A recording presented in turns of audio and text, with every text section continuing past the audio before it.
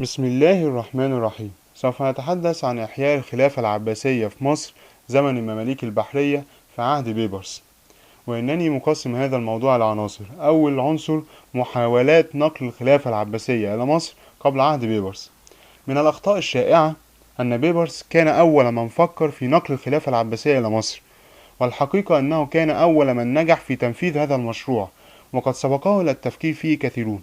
ففي عهد الطولونيين أول من فكر في هذا المشروع أحمد بن طولون، وذلك عندما اشتد الخلاف بينه وبين ولي عهد الخلافة أبي أحمد الموفق طلحة. فقد فكر ابن طولون في استدعاء الخليفة العباسي المعتمد إلى مصر للإقامة به، وكاد الخليفة ينجح في الفرار من العراق والمجيء إلى مصر، لولا أن قبض عليه موفق وعاده إلى بغداد ثانية. وفي عهد الإخشيديين فكر في تحقيق هذا المشروع محمد بن طغي الإخشيد لمناصرة الخليفة ضد الحمدانيين وليقوي دعائم دولته إذا أصبحت مصر مركزا للخلافة، غير أنه لم يوفق في مسعاه. وفي عهد صلاح الدين الأيوبي بدأ هذا التقليد منذ عهد صلاح الدين الأيوبي، فقد سعى أثناء نضاله ضد الملك إسماعيل نور الدين لاستصدار تقليد من الخليفة بتوليته مصر واليمن وبلاد العرب والشام وما قد يتم على يديهم من فتوح، وكان هذا التقليد أثره في تقوية مركزه. وفي عهد سلاطين الأيوبيين حرص على هذا التقليد ملوك الدولة جميعا، وكثيرا ما كانوا يلجؤون للخليفة العباسي كلما نشب نزاع بين بعضهم البعض. كما أن الصالح نجم الدين أيوب كان قد أوصى نائبه الأمير حسام الدين بن أبي علي بأن يعهد بالبلاد بعد وفاته إلى الخليفة العباسي، لأنه كان ضعيف الثقة بابن توران شاه. العنصر الثاني حصول المماليك على موافقة الخلافة العباسية لتدعيم مركزهم أمام ادعاءات الأيوبيين وتنصيب شجر الدر، ورفض الخليفة العباسي من تنصيب الأخيرة اللي هي شجر الدر. ولما قامت الدولة المملوكية سعى أمراؤها وسلاطينها للحصول على موافقة الخلافة العباسية واعترافها لتدعيم مركزهم أمام ادعاءات أمراء البيت الأيوبي ومحاولتهم لاسترجاع مصر. فقد بدأوا بتنصيب شجر الدر ملكة على مصر، وأرسلوا يسألون الخليفة موافقته، ولكن الخليفة لم يقر هذا الوضع، وإنما أرسل يقول لهم: إن كانت الرجال قد عدمت عنكم فاعلمونا حتى نسير إليكم رجلا. العنصر الثالث تولية المعز أيبك وحصوله على تقليد الخليفة العباسي. خلع المماليك شجر الدر وولوا المعز أيبك، وسعى المعز لتأكيد هذا المعنى منذ الشهور الأولى لتوليته، وخاصة عندما علم أن فريقا من الجند يسعون لتولية أحد الأيوبيين. فقد أمر بأن ينادي في القاهرة أن البلاد للخليفة المستعصم بالله العباسي، وأن الملك المعز نائبه به.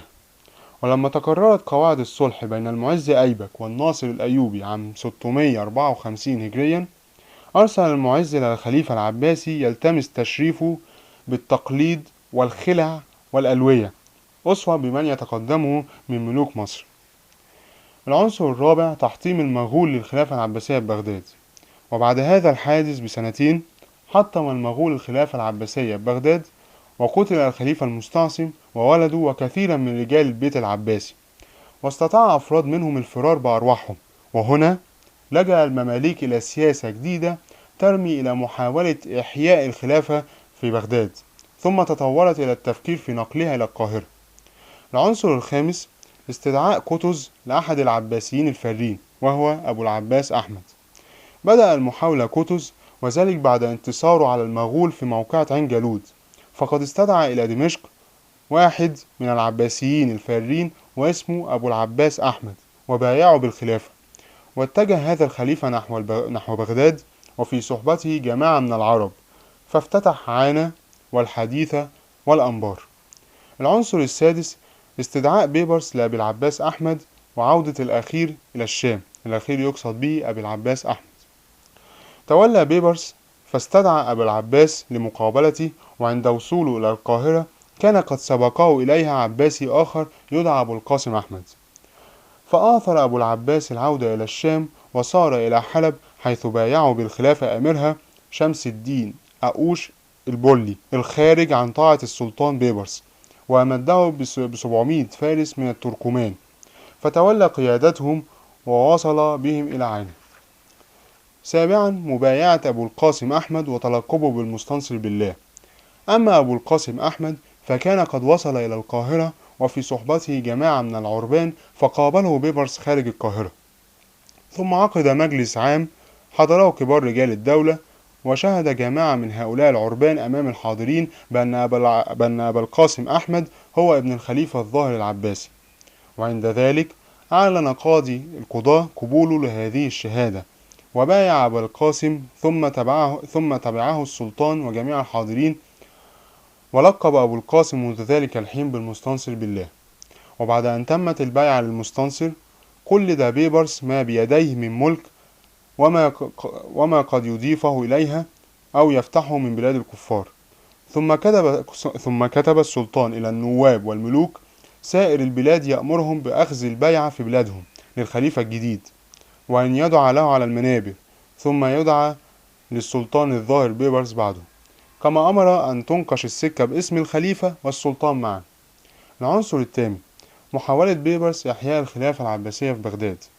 كان بيبرس حتى ذلك الحين لا يزال يتجه الاتجاه القديم الذي بدأه قطز، وهو محاولة إحياء الخلافة العباسية وإعادتها إلى بغداد، ولذلك بدأ يزود الخليفة المستنصر بالجند والسلاح والمال ليعمل على استرداد بغداد من أيدي التتار ويستقر بها. ويقال أن بيبرس لإعادة الخليفة وجيشه بلغ 1000 دينار. كما خرج مع الخليفة إلى دمشق، وفي عزمه أن يزوده بجند آخرين من جيش الشام.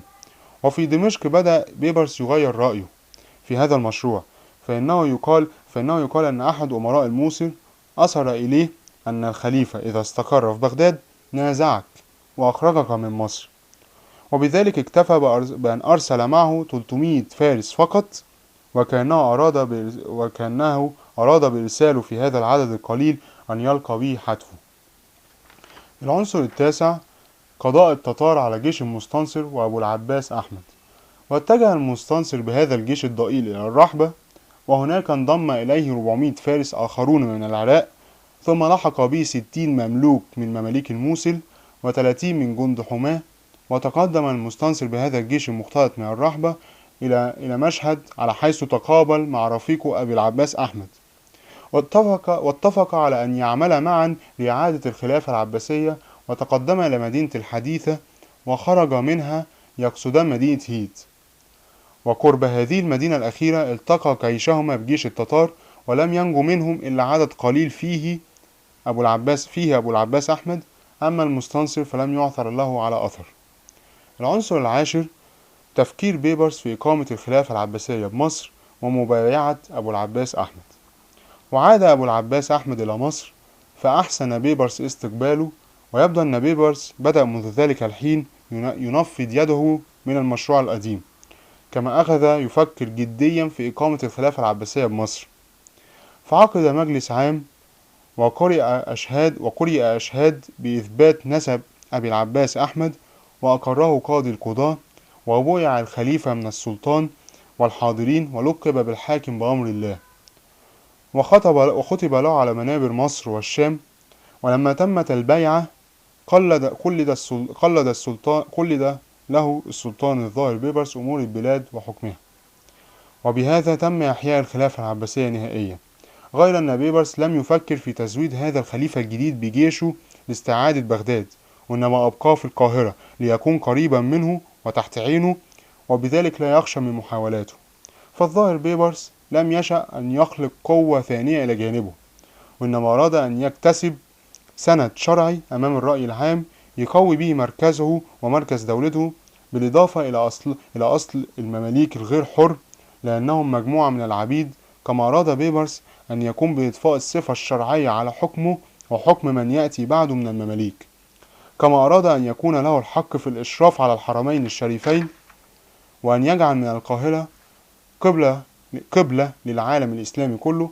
كما خشى بيبرس من قيام الحفصيون بهذا الشرف، وهو إحياء الخلافة العباسية، ولهذا أسكنه في أحد أبراج القلعة، وعيونه تراقبه من بعيد، ولم يكن له من مظاهر السيادة إلا الخطبة باسمه يوم الجمعة. العنصر 11 والأخير استفادة المماليك من إحياء الخلافة العباسية.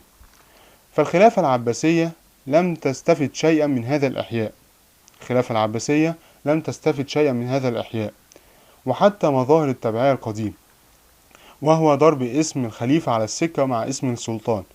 وإنما الذي استفاد من إحياء الخلافة العباسية هم سلاطين المماليك وعاصمتهم القاهرة. فقد أصبح سلاطين المماليك منذ ذلك الحين إلى الفتح العثماني لمصر عام 1517 ميلاديا لهم المقام الاسمي على كل ملوك وحكام العالم الإسلامي، باعتبار أنهم حماة الخلافة والمتمتعون ببيعتها. وأصبحت القاهرة مكانة سياسية ممتازة تفوق كل عواصم العالم الإسلامي، لأنها مقر الخلافة التي يدين لها بالولاء الروحي كل العالم الإسلامي. وإلى اللقاء في الموضوع القادم بإذن الله تعالى، وشكرا على حسن استماعكم.